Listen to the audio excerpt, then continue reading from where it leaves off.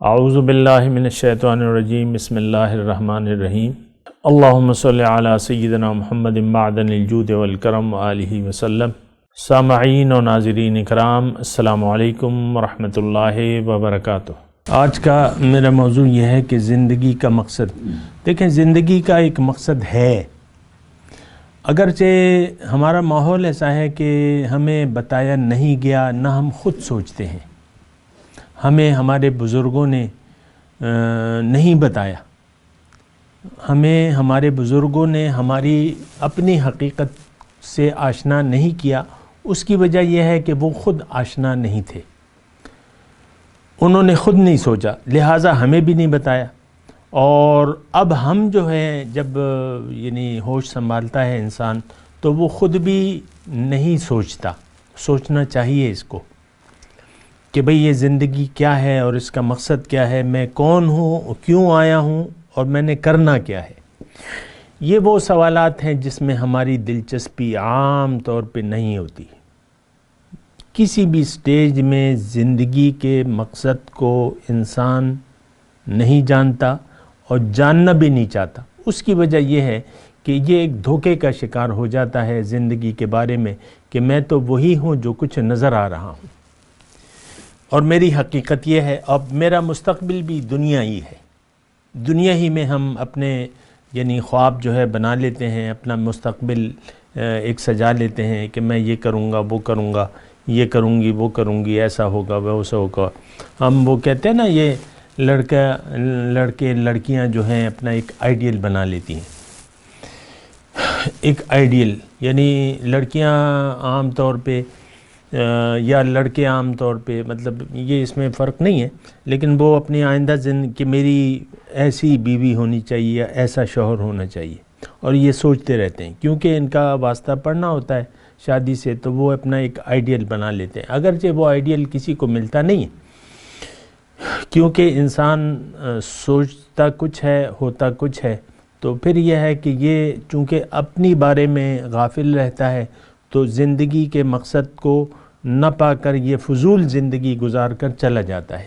اور آپ یقیناً آپ کے ارد گرد ایسے لوگ ہوں گے جو کہ زندگی کے مقصد سے واقف نہیں ہیں، اور وہ ایک فضول زندگی گزار رہے ہیں۔ آپ اچھے طریقے سے دیکھ سکتے ہوں گے کہ ان کی زندگی کا نہ کوئی سر ہے اور نہ کوئی پیر ہے۔ دیکھیں، دنیا تو مقصد ہو نہیں سکتی۔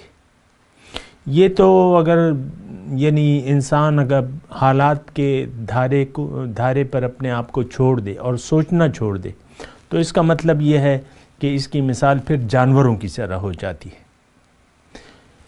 ایک جانوروں کا غلہ ہے، بھیڑ بکریوں کا ایک غلہ ہے۔ آپ نے عموماً دیکھا ہوگا سڑک پر سفر کرتے ہوئے آگے پیچھے اس کے چرواہے ہوتے ہیں، 2-3 مطلب غلہ بان ہوتے ہیں۔ ان بھیڑوں کو کچھ پتہ ہی نہیں ہوتا کہ ہم کہاں جا رہے ہیں۔ کبھی دیکھا ہے بھیڑوں کا ایک غلہ سڑک پر چلتے ہوئے؟ یقیناً دیکھا ہوگا، نہیں تو ہوتا ہے ایسا۔ تو ان بھیڑ بکریوں کو جو ہے وہ پتہ ہی نہیں ہوتا کہ ہم کون ہیں، جانا کہاں ہے، ہمارا مستقبل کیا ہے، حقیقت ان کو کچھ پتہ ہی نہیں ہوتا۔ تو یہ انسان کوئی بھیڑ بکریوں کا غلہ تو نہیں ہے، یہ تو اشرف المخلوقات ہے۔ اللہ تعالیٰ نے اس کو ایک بامقصد زندگی دی ہے، اور وہ مقصد کا پورا کرنا یا نہ کرنا اس کے اپنے ارادہ و اختیار پر ہے۔ یہ بات بھی نوٹ کر لیں۔ اب بھیڑ بکریاں ہیں، وہ تو مجبور مخلوق ہیں، وہ چاہیں نہ چاہیں لیکن وہ مقصد پورا ہو کر رہے گا جس کے لیے ان کو پیدا کیا ہے اللہ تعالیٰ نے۔ لیکن انسان ایسی مخلوق ہے کہ اس کو زندگی کا مقصد خود جاننا ہوگا اور خود اس کے لیے کوشش کرنی ہوگی۔ اگر اس نے ایسا نہ کیا تو اس کی زندگی بیکار گزرے گی۔ یہ بات بھی نوٹ کر لیں۔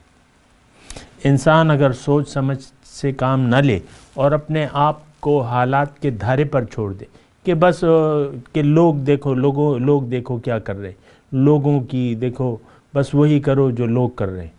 بھئی لوگ تو جا رہے ہیں جہنم میں، لوگوں کا عملی راستہ منزل جو ہے وہ جہنم ہے۔ آج کل میں اور آپ جس معاشرے میں رہ رہے ہیں، ان لوگوں کی منزل جہنم ہے، کیونکہ یہ لوگ بنا کسی مقصد کے جی رہے ہیں، بنا کسی منزل کے طے کیے زندگی گزار رہے ہیں، اور اگر کسی کا مقصد ہے تو وہ جھوٹا ہے اور باطل ہے۔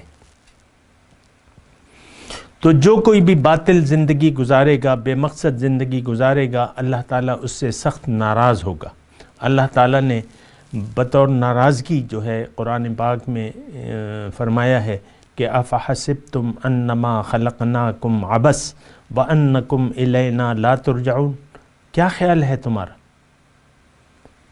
کہ میں نے تمہیں بے مقصد پیدا کیا ہے، عبث پیدا کیا ہے، کوئی مقصد نہیں ہے تمہارا، اور تم میرے پاس واپس نہیں آؤ گے، تمہارا کیا خیال ہے؟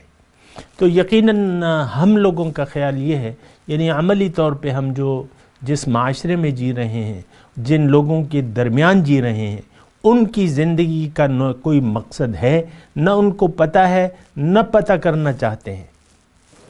یہ بھی ایک مطلب یہ ہے کہ بڑی خطرناک بات ہے۔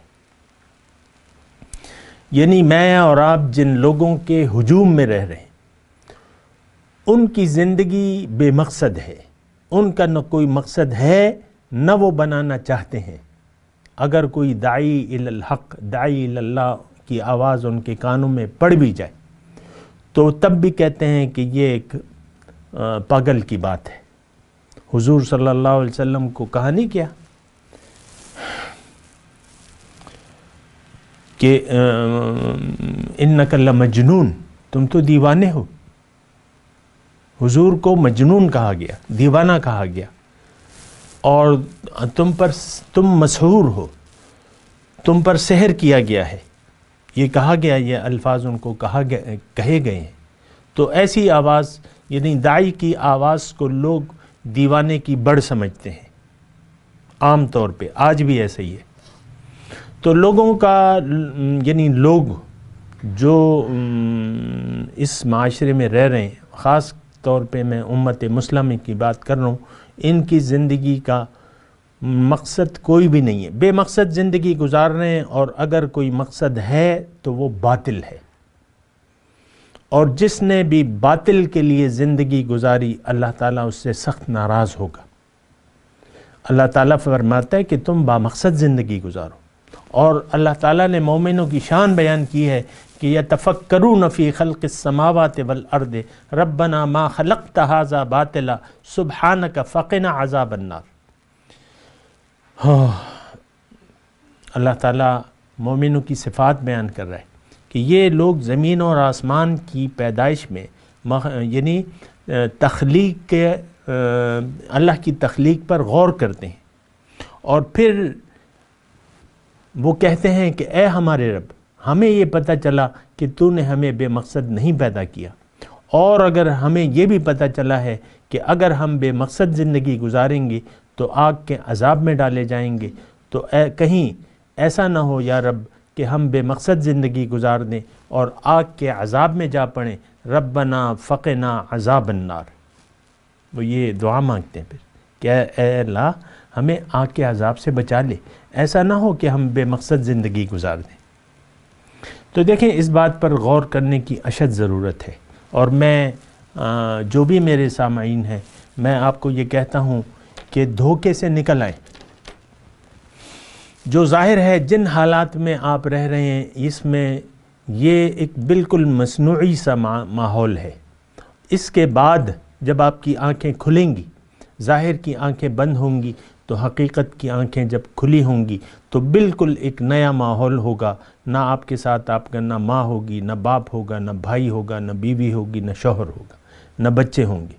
آپ نے تو اسی دنیا کو اپنی اصلی دنیا بنا لیا ہے، ایسی بات نہیں ہے۔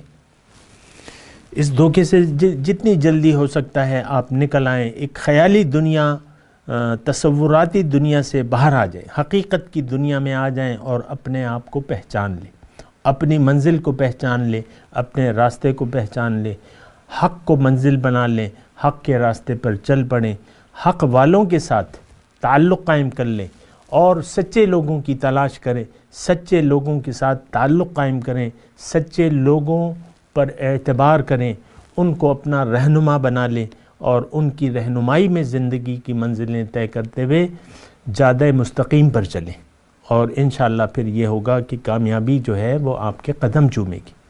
مولاي صل وسلم دائما أبدا على حبيبك خير الخلق كلهم